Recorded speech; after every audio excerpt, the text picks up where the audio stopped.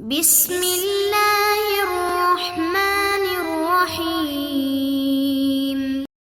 السلام علیکم ورحمۃ اللہ وبرکاتہ۔ عزیز طلبہ، آج آثار السنن کا سبق نمبر 86 ہے، اور اس سبق کے اندر ہم باب سترۃ المصلی، جس کو ہم نے گزشتہ باب میں پڑھا تھا اور اس میں ہم نے 3 احادیث پڑھی تھی، آج بقیہ احادیث کا ترجمہ ہوگا، اور نمازی کے سامنے سے گزرنے والے کو نمازی روک سکتا ہے یا نہیں روک سکتا، اس مسئلے کی وضاحت بھی آج کے سبق میں پڑھیں گے۔ اس باب کے تحت علامہ نووی رحمہ اللہ تعالی نے 12 احادیث ذکر کی تھی، جن میں سے پہلی 3 کا ترجمہ اور تشریح گزر چکی ہے۔ آج ہم بقیہ احادیث کا ترجمہ، تشریح اور ایک فقہی مسئلہ، یعنی کہ نمازی خود سامنے سے گزرنے والے کو روک سکتا ہے یا نہیں روک سکتا، اس مسئلے کی وضاحت پڑھیں گے۔ اس باب کی چوتھی روایت ہے، وعن طلحة بن عبید اللہ قال قال رسول اللہ صلی اللہ علیہ وسلم اذا وضع احدکم بین یدیہ مثل موخرۃ الرحل فلیصلی ولا یبالی من مر وراء ذلك، رواہ مسلم۔ اس کا ترجمہ یہ کہ طلحہ بن عبید اللہ رضی اللہ تعالیٰ عنہ سے مروی فرماتے ہیں کہ رسول اللہ صلی اللہ علیہ وسلم نے فرمایا، جب تم میں سے کوئی شخص اپنے سامنے کجاوے کے پچھلے حصے کی طرح کوئی چیز رکھ دے فلیصلی، تو وہ نماز پڑھے، ولا یبالی من مر وراء ذلك، اور اس چیز کی پرواہ نہ کرے کہ جو اس کے آگے سے گزر رہا ہے اس کی کوئی پرواہ نہ کرے، رواہ مسلم۔ اس کو مسلم نے روایت کیا ہے۔ اس سے اگلی روایت ہے، وعن انس رضی اللہ تعالی عنہ ان النبی صلی اللہ علیہ وسلم قال یقطع الصلاة الكلب والحمار والمرأة، رواہ البزار واسنادہ صحیح۔ حضرت انس رضی اللہ تعالی عنہ سے مروی فرماتے ہیں کہ بے شک نبی کریم صلی اللہ علیہ وسلم نے فرمایا کہ نماز کو توڑ دیتی ہیں 3 چیزیں، کتا، حمار اور گدھا اور عورت۔ یقطع الصلاة، توڑ دیتے ہیں نماز کو کتا، گدھا اور عورت۔ اس کو بزار نے روایت کیا، واسنادہ صحیح، اور اس کی سند صحیح درجے کی ہے۔ ان جیسی حدیث کا، جیسے کہ یہ حدیث ہے، اس میں کتا، گدھے اور عورت کا ذکر ہے کہ یہ نمازوں کو توڑ دیتے ہیں، اس کا جواب ہم پچھلے سبق میں دے چکے ہیں۔ اس سے اگلی روایت ہے، وعن الفضل بن عباس رضی اللہ تعالی عنہما قال اتانا رسول اللہ صلی اللہ علیہ وسلم ونحن فی بادیۃ لنا ومعه عباس فصلى في صحراء ليس بين يديه سترة وحمارة لنا وكلبة تعبثان بين يديه فما بالي بذلك، رواه ابو داود والنسائی نحوه واسناده صحیح۔ اس حدیث کا ترجمہ یہ کہ فضل بن عباس رضی اللہ تعالیٰ عنہما سے مروی فرماتے ہیں کہ رسول اللہ صلی اللہ علیہ وسلم ہمارے پاس تشریف لائے، وَنَحْنُ فِي بَادِيَةٍ لَنَا، اور ہم اپنے دیہات میں تھے، گاؤں میں تھے آپ صلی اللہ علیہ وسلم کے ساتھ، وَمَعَهُ عباس، حضرت عباس بھی تھے رضی اللہ تعالیٰ عنہ، فَصَلَّى فِي صَحْرَاء لَيْسَ بَيْنَ يَدَيْهِ سُتْرَةٌ، آپ صلی اللہ علیہ وسلم نے صحرا میں نماز پڑھی، آپ کے سامنے سترہ نہیں تھا، وَحِمَارَةٌ لَنَا وَكَلْبًا تعبثان بین یدیہ، اور ہماری گدی اور کتیا آپ صلی اللہ علیہ وسلم کے سامنے کھیلتے تھے، فما بالی بذالک، آپ صلی اللہ علیہ وسلم نے اس کی کچھ پرواہ نہ کی۔ اس کو ابو داؤد، نسائی اور دیگر محدثین نے روایت کی، واسنادہ صحیح، اور اس کی سند صحیح درجے کی ہے۔ اس سے اگلی روایت ہے، وعن ابن عباس رضی اللہ تعالی عنہما قال جئت انا وغلام من بنی ہاشم علی حمار فمررنا بین یدی النبی صلی اللہ علیہ وسلم وهو يصلي فنزلنا عنه وتركنا الحمار يأكل من بقل الأرض أو قال نبات الأرض فدخلنا معه في الصلاة فقال رجل أكان بين يديه عنزة قال لا، رواه ابو يعلى ورجاله رجال الصحيح۔ اس روایت کا ترجمہ ہے کہ ابن عباس رضی اللہ تعالیٰ عنہ فرماتے ہیں، میں اور بنی ہاشم کا ایک لڑکا، وغلام بنی ہاشم من بنی ہاشم کا ایک لڑکا، جئتو علی حمار، گدے پر آئے، فمررنا بین یدی النبی صلی اللہ علیہ وسلم، نبی کریم صلی اللہ علیہ وسلم کے سامنے سے ہم گزرے، وہو یصلی، جبکہ آپ نماز پڑھ رہے تھے، فنزلنا عنہ وترکنا الحمار یاکل من بقل الارض، اور ہم گدے سے اترے اور اس کو چھوڑ دیا، گدے کو چھوڑ دیا، یاکل من بقل الارض وقال نبات الارض، کہ وہ گدھا جو ہے زمین سے سبزہ چر لے، اور بقل الارض اور نبات الارض دونوں کا ایک ہی معنی ہے۔ ہم آپ کے ساتھ شریک ہو گئے، فدخلنا معه في الصلاة، ہم آپ کے ساتھ نماز میں داخل ہو گئے، فقال رجل، تو اس شخص نے کہا، ایک شخص نے کہا، اکان بین یدیہ عنزہ، کہ آپ کے سامنے سترہ نہیں تھا؟ انہوں نے کہا لا، نہیں، رواہ ابو یعلى، اس کو ابو یعلى نے روایت کیا، اور رجالہ رجال الصحیح، اور اس کے رجال اور اس کی سند صحیح درجے کی ہے۔ اس سے اگلی روایت عن انس رضی اللہ تعالی عنہ ان رسول اللہ صلی اللہ علیہ وسلم صلی بالناس فمر بین ایدیہم حمار فقال عیاش بن ربیع سبحان اللہ فلما سلم رسول اللہ صلی اللہ علیہ وسلم قال من المسبح آنفا سبحان اللہ قال انا یا رسول اللہ انی سمعت ان الحمار یقطع الصلاۃ قال لا یقطع الصلاۃ شیء رواہ الدارقطنی واسنادہ صحیح۔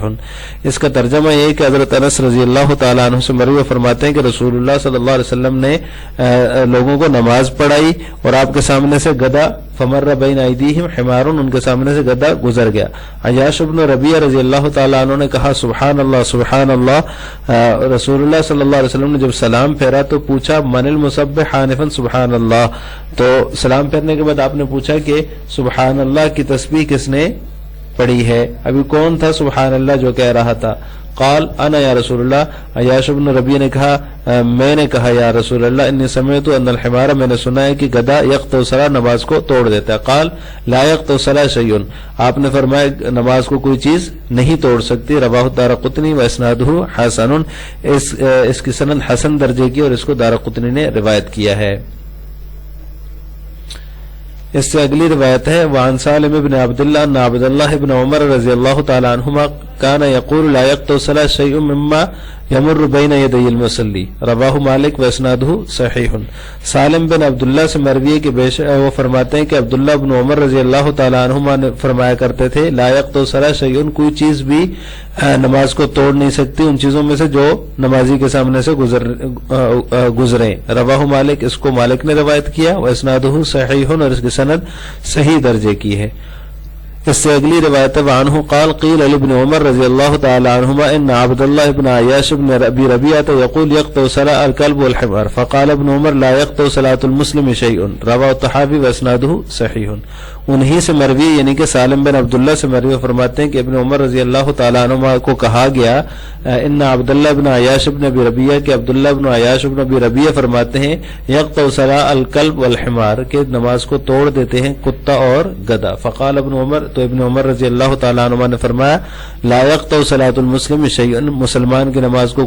کوئی چیز توڑ نہیں سکتی۔ رواہ الطحاوی، اس کو طحاوی نے روایت کیا، واسنادہ صحیح، اور اس کی سند صحیح درجے کی ہے۔ اس سے اگلی روایت عن سعید بن المسیب ان علی وعثمان رضی اللہ تعالی عنہما قالا لا یقطع صلاۃ المسلم شیء وادرؤوا عنها ما استطعتم، رواہ الطحاوی واسنادہ صحیح۔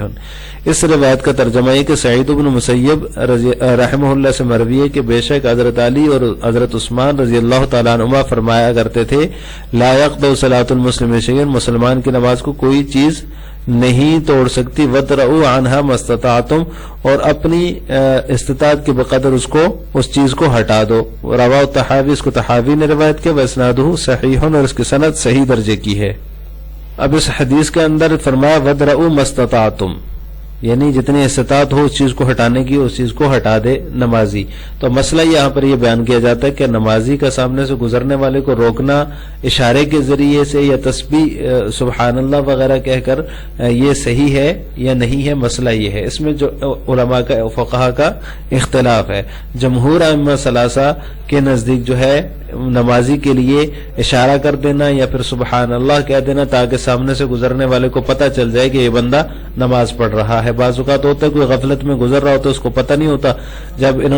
جب یہ نمازی جو ہوگا یہ اشارہ کر دے گا یا زبان سے سبحان اللہ وغیرہ کہہ دے گا، تسبیح پڑھ دے گا سبحان اللہ کی، تو اس کو پتہ چل جائے گا۔ تو یہ جمہور ائمہ ثلاثہ کے نزدیک مستحب ہے۔ احناف کے نزدیک یہ روکنا جو ہے نمازی کا یہ رخصت کا درجہ ہے، اگر ضرورت پڑے تو رخصت ہے، ایسا کر لے، زبان سے سبحان اللہ کہہ دے یا پھر جو ہے وہ اشارے سے، ہاتھ کے اشارے سے روک دے۔ لیکن اگر نمازی نہ روکے تو یہ عزیمت ہے، یعنی کہ اس کے خشوع اور خضوع میں کوئی خلل نہیں آنا چاہیے، اس کی توجہ نماز کی طرف ہی رہے، تو نہ روکنا اس کا یہ عزیمت ہے۔ یعنی اصل حکم یہی ہے نمازی کا کہ وہ سامنے سے گزرنے والے کو نہ اشارے کے ساتھ اور نہ ہی تسبیح کے ساتھ کسی صورت نہ روکے بلکہ اس کو جانے دے۔ بلکہ قاضی عیاض رحمہ اللہ تعالیٰ نے اس بات پر اجماع نقل کیا ہے کہ گزرنے والے کو روکنے کے لیے چلنا اور اس کو اشارے سے روکنا یا پھر یہ چل کر تھوڑا سا آگے جا کر اس کو روکنا، یہ عمل کثیر ہے، اور عمل کثیر سے نماز فاسد ہو جاتی ہے، یہ جائز نہیں ہے۔ اس پر قاضی ایاز رحمہ اللہ تعالی نے اجماع نقل کیا ہے کہ اس کو ہٹانے کے لیے آگے سے گزرنے والے کو چلنا پڑتا ہے، اور عمل کثیر ہے یہ چلنا، تو یہ اس کے لیے جو ہے وہ ایک عمل کثیر ہو جائے گا اور نماز اس سے فاسد ہو جاتی ہے نمازی کی۔ اس لیے جو ہے اس بات پر اجماع ہے کہ نمازی سامنے سے گزرنے والے کو کسی صورت نہیں روکے گا۔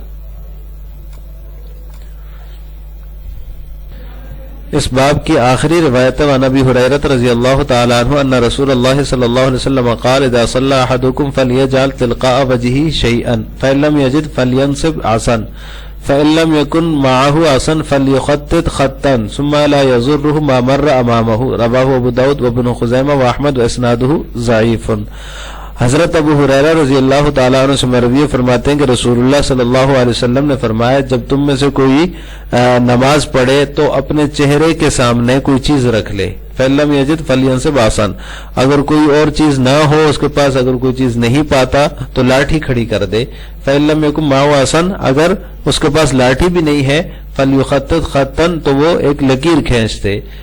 ثم لا يضر ما مر امامه، پھر اسے اس کے سامنے سے گزرنے والی کوئی چیز نقصان نہیں دے گی۔ اس کو ابو داؤد، ابن ماجہ اور احمد نے روایت کیا ہے اور اس کی سند ضعیف درجے کی ہے۔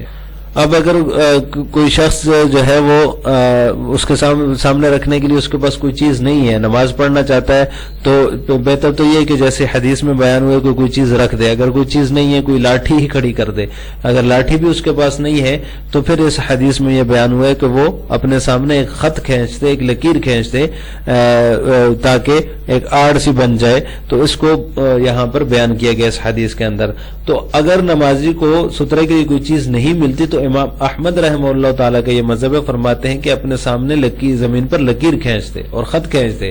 اس حدیث میں بھی اسی چیز کا بیان ہے، اسی لیے امام احمد بن حنبل رحمہ اللہ جو ہیں وہ اس چیز کے قائل ہیں کہ اگر اور کوئی چیز نہیں ہے نمازی کے پاس تو وہ سامنے خط ہی کھینچ دے، لیکن جمہور ائمہ ثلاثہ اس کے قائل نہیں ہے، جس میں امام شافعی، امام مالک اور امام ابو حنیفہ رحمہ اللہ تعالی ہیں، وہ فرماتے ہیں کہ یہ صحیح نہیں ہے۔